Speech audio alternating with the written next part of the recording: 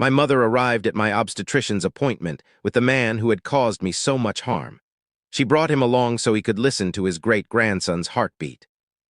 The very next day, she cut off all contact with me after I refused to name my child after him. She then filed a report with Child Protective Services, accusing me of suffering from prenatal psychosis, and even attempted to take my newborn away from my hospital room. When I confronted her and asked why she would do such a thing, she smiled and replied that I simply didn't deserve him. I stayed silent. Deep down, I understood it was time to take drastic action. It had always been clear that my mother never truly cared for me, but her pregnancy obsession finally provided undeniable proof. She was fixated on naming my baby after Grandpa Gerald. To her, he was a kind, elderly gentleman. To me, however, he represented years of terror from my childhood. The man who would lock me inside dark closets until I lost control and wet myself. The one who would deny me food and mock me as I pleaded for something to eat. The one who robbed me of my childhood purity, and my mother had known all along. She simply chose to overlook it, claiming that's how men from his era were brought up. So when she pressed me for the countless time, I firmly said no. I made my refusal especially strong, hoping she would finally drop the subject, but it backfired, her expression twisted with rage. "You're being incredibly selfish," she snapped. "He's dying," she added. I rolled my eyes. My mother had played the "he's dying" card for the past decade without fail. "Mom, the baby's name is already decided." "It's Luca's. After all we've sacrificed for you, you ungrateful." She paused mid-sentence, glancing at the party guests around us, and held back from exploding. "We'll talk about this another time." Somehow, another time stretched into 3 full weeks of emotional manipulation, aunts suddenly showing up at my job. Cousins bombarding my phone with guilt-inducing messages. My father scheduling his visits precisely when my husband was away at work. They would corner me with talks about family respect and preserving our heritage. Every conversation followed the exact same pattern: honor Gerald, don't shatter your mother's heart. Quit being so self-centered. The final straw occurred during my 36-week checkup. As I entered the waiting area, it felt like a blow to the stomach. There sat my grandfather Gerald, flanked by both my parents. My mother beamed sweetly. We figured Gerald deserved to hear his great-grandchild's heartbeat.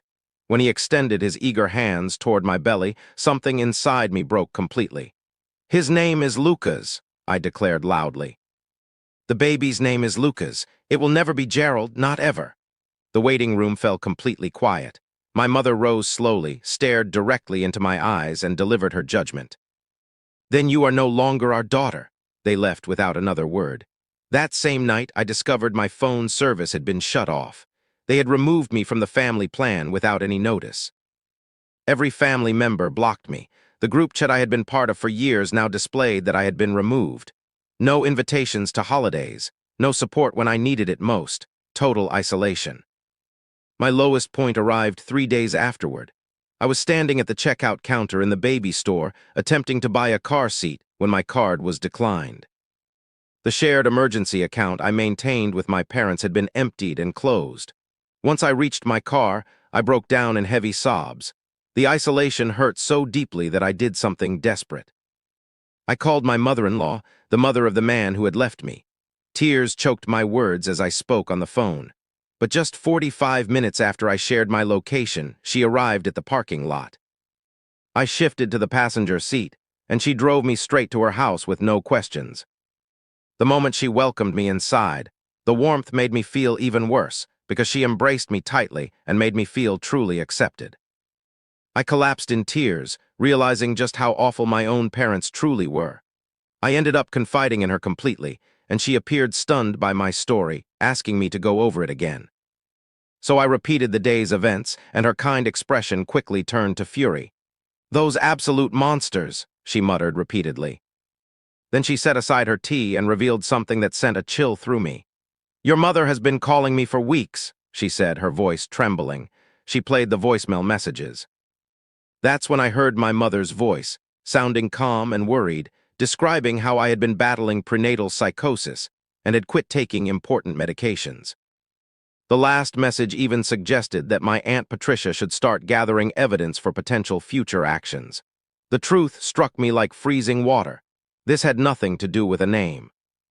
It was entirely about control, and they were preparing the ground to target my child just as Grandpa Gerald had targeted me. "They're building a case," I whispered. Patricia nodded with a serious expression. "Do you have any evidence of their real behavior?" she inquired. Fortunately, I did. And soon I would ensure everyone regretted their actions toward me. Because while a mother's affection might come with strings attached in my family, a mother's fury when defending her child was something they had never encountered.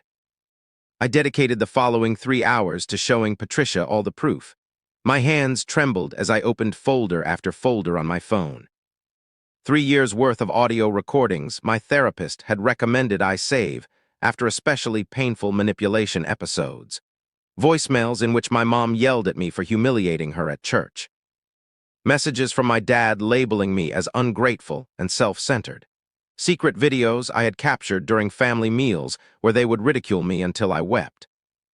Patricia reviewed it all, her face growing increasingly grim. She jotted down notes in her neat teacher's handwriting, sorting everything by date. When I played the recording from the day I announced my pregnancy, she gasped audibly. My mother's slurred, angry voice came through the speaker. "Remember what we did to cousin Rebecca when she refused to let Uncle Harold walk her down the aisle? No one speaks to her anymore. Or do you want to end up like Aunt Dorothy?" Her cold tone lingered even as she smiled at me from across the table. My dad had simply nodded, slicing his steak as if threatening relatives was ordinary table talk. Patricia assisted me in compiling the most damaging parts into a single file. We continued until midnight, arranging everything in order. My back ached from sitting so long, yet I couldn't pause. Each new recording fueled my anger further. How had I accepted this treatment for so many years? "This one," Patricia indicated, highlighting a voicemail from 2 years earlier. "This proves ongoing emotional mistreatment." The message featured my mom declaring me worthless for missing Gerald's birthday meal. I had been hospitalized with food poisoning, but she dismissed it. According to her, I was exaggerating just to upset Gerald. By 2 a.m., we had it all arranged. 53 audio files, more than 200 screenshots, years of mistreatment carefully documented and sorted. Patricia created backup copies on 3 separate USB drives. "What do you plan to do with all this?" she asked. I reflected on every relative who had scolded me. Every cousin who had accused me of selfishness. Every aunt who had confronted me at work. They all believed they understood the situation. They all accepted my parents' narrative. "I'm going to reveal to everyone who my parents truly are," I declared. Patricia nodded thoughtfully. "Good, but stay clever about it. They're already constructing a case against you." I knew she was correct, but my fury overrode caution. I spent the next hour assembling a video montage of the most shocking recordings. I added clear subtitles so there could be no misunderstanding. By sunrise, the video reached 52 minutes. I uploaded it to Facebook at 6 a.m., tagging every family member I could recall. Every church acquaintance who had urged me to respect my parents. Every neighbor who viewed my mom as such a lovely person. Then I powered off my phone and tried to rest. The first contraction struck at 5 a.m. the following morning. It felt as though my entire torso was being crushed in a grip. I had been resting in Patricia's guest room, and the pain jolted me awake.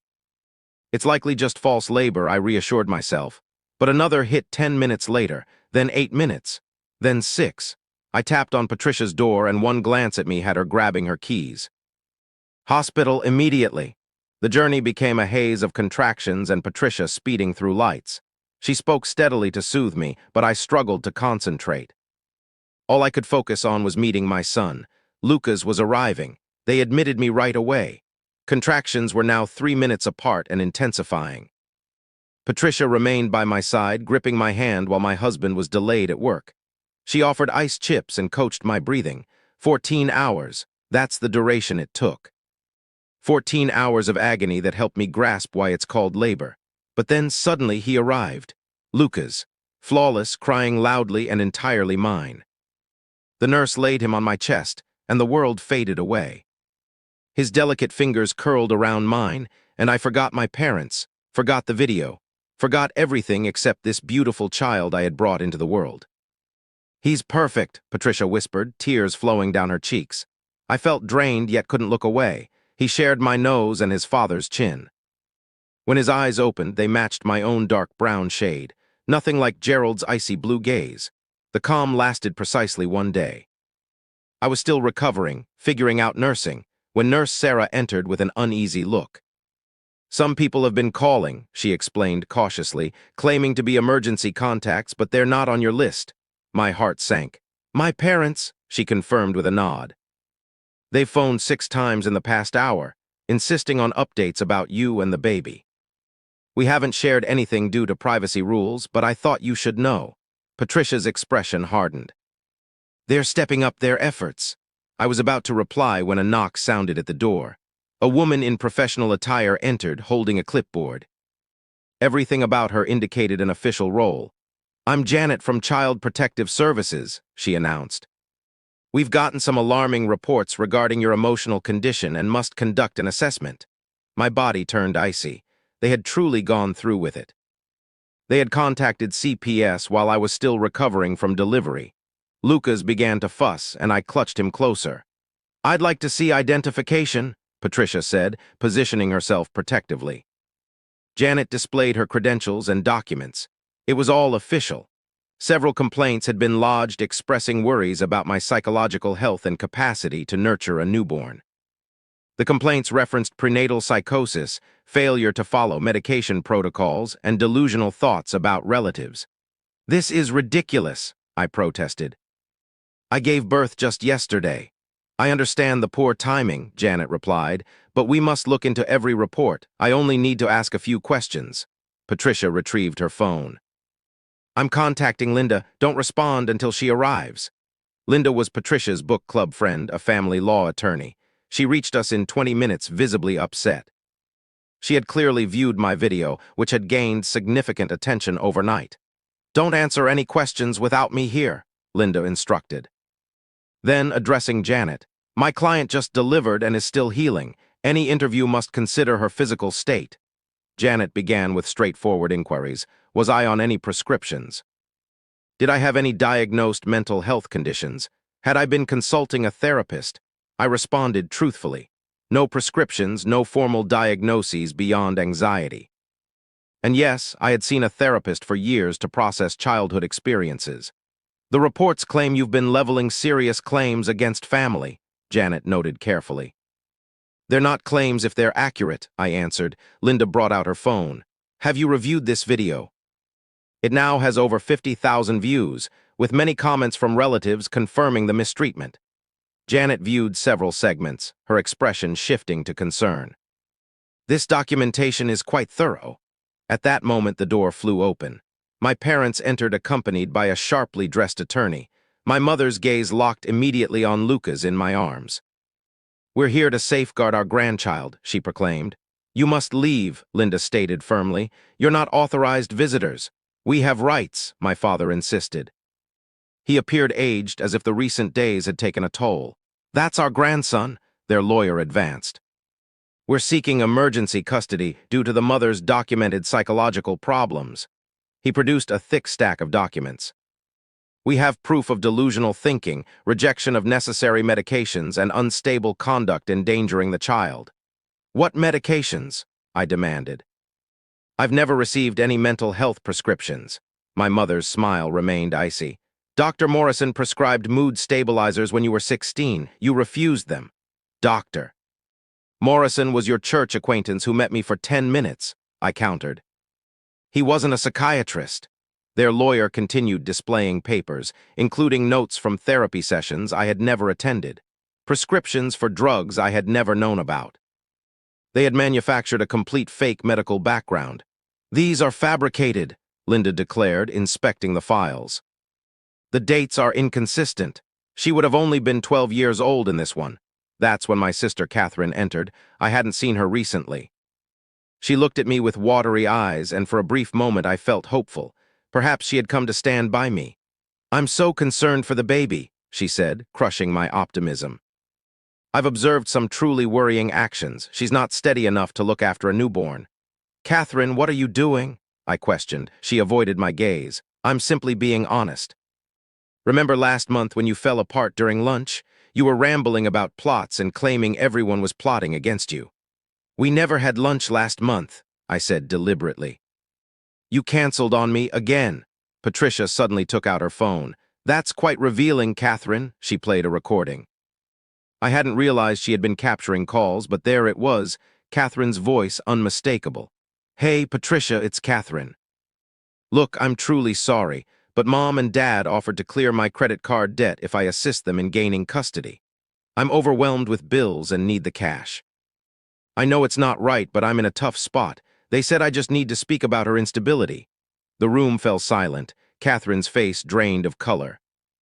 Their lawyer began organizing his documents nervously.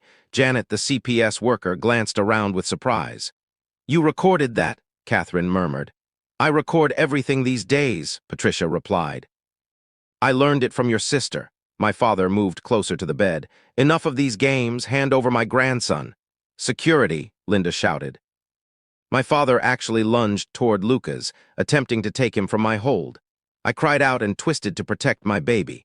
2 security officers hurried in and restrained my father. Don't you touch my baby, I shouted. He's not your baby, my father yelled as they removed him. You're an unfit parent. We'll prove it, my mother added as she left, but not before addressing Janet. Examine her background. Check it all. You'll see we're correct. The room grew eerily quiet once they departed. Lucas was upset and I was trembling. Janet settled into a chair and exhaled deeply. I've worked in this field for 15 years, she remarked. I've witnessed plenty of family problems. But this, she waved at the scattered papers. This is on another level. Linda began collecting the materials. These medical files are fake. Look at the letterhead. This facility didn't operate a psychiatric unit in 2009. And this doctor's signature, he passed away in 2007. Janet studied the documents closely. You're correct, these are clearly falsified. May I show you something else? I asked. I opened a video from 2 years prior on my phone. It captured my mother instructing Catherine on what to say about me. Tell them she's always been erratic. Mention the time she cried at Christmas. Exaggerate it. Catherine dropped into a seat. I didn't know they were taping me either. They weren't, I corrected. I was. I've kept records of everything for years. Janet documented all the details. She reviewed additional portions of my video compilation. She inspected the counterfeit papers. She listened to the saved recordings from Patricia. By the time she concluded, night had fallen. I need to file a report, she said at last, but not the one your parents anticipated. Submitting false CPS complaints is illegal. Creating fake medical records is illegal. Trying to seize a child through deception is illegal. So Lucas is protected, I asked, holding him securely. Your son is completely safe with you, Janet confirmed. However, I strongly advise obtaining a restraining order right away. Your parents have demonstrated they're prepared to go to great extremes. Linda agreed. I'll submit the documents this evening. Emergency order first, followed by a permanent one. In the days that followed, events progressed rapidly. Linda requested restraining orders against my parents, Catherine, and even Gerald. The hospital activated security measures for my room. No visitors were allowed without approval from my list. Yet my family persisted. Relatives began picking sides and appearing at the hospital. Aunt Rebecca traveled 6 hours to visit me. I hadn't spoken with her in years because my parents had portrayed her as unstable. I watched your video, she said, taking my hand. It all clicks now. They treated me the same way. She shared details about her wedding 2 decades earlier, when she had declined to let Harold escort her because of his inappropriate behavior toward her as a teen. My parents had circulated stories that she was involved with her boss, invented tales of her instability. She lost employment, and most of the family distanced themselves. I have my own recordings, she revealed. I began saving them after losing my position. Your mom confessing she invented the affair story. Your dad chuckling about how they had disciplined me. Uncle Harold appeared the following day, insisting I had always been overly sensitive. But when Linda pressed him on details, he stumbled. Well, I never personally witnessed anything, he conceded. But her parents informed me she had issues. So you're just passing along second-hand information? Linda questioned. It's not second-hand when it's family, he claimed, yet even he seemed doubtful. More family members stepped forward. Cousin Jennifer confessed my parents had threatened to cut her support if she didn't pressure me about the name. Aunt Carol disclosed they had strategized for months, starting from the moment they learned of my pregnancy. They held actual meetings, Carol explained, real planning sessions on securing custody. They gave everyone specific parts to play. I'm truly sorry I took part. The decisive moment occurred when my parents committed their greatest error. They presented the counterfeit medical records to the court in their emergency custody request. The files alleged I had been diagnosed with bipolar disorder at age 12 and had rejected treatment since then. Linda spotted the inconsistencies instantly. This can't be right. The hospital listed didn't offer child psychiatric services, and these timelines. She would have been away at summer camp per her school records. The district attorney's office became involved afterward. Forging medical documents was a grave offense.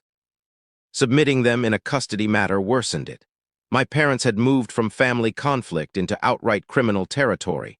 Their attorney abandoned the case upon discovering the lies. He submitted a request to withdraw, citing ethical concerns. No other local lawyer would represent them once news of the forgeries circulated. During the urgent hearing for the restraining orders, the judge examined all materials. The video montage, the false documents, statements from Patricia, Rebecca, and 3 additional relatives who had spoken up. Janet's assessment confirming the CPS allegations were baseless. My parents defended themselves, which proved as ineffective as expected. My mother wept, claiming she only wished to shield her grandchild. My father raged about his grandfatherly privileges. Neither could account for the forged records. I've presided over many family conflicts, the judge stated. But the degree of deceit and manipulation here stands out. The proof reveals a consistent pattern of mistreatment, intimidation, and now illegal actions. She approved lasting restraining orders against my parents, Catherine and Gerald. They could not approach within 500 feet of me or Lucas. Any violation would lead to immediate arrest. She further required them to cover all my legal expenses and directed the matter for criminal review. You have persistently tormented your daughter, tried to abduct her child, and engaged in fraud, the judge informed my parents. This court refuses to accept such conduct. 6 months afterward, they faced trial for harassment and false reporting. Testifying was more difficult than I anticipated. Sitting in the courtroom facing those who should have loved me without conditions, I mostly felt sorrow. They were convicted on every charge. The judge imposed 2 years of probation, required counseling, fines, and prohibited them from submitting any further reports about me to authorities.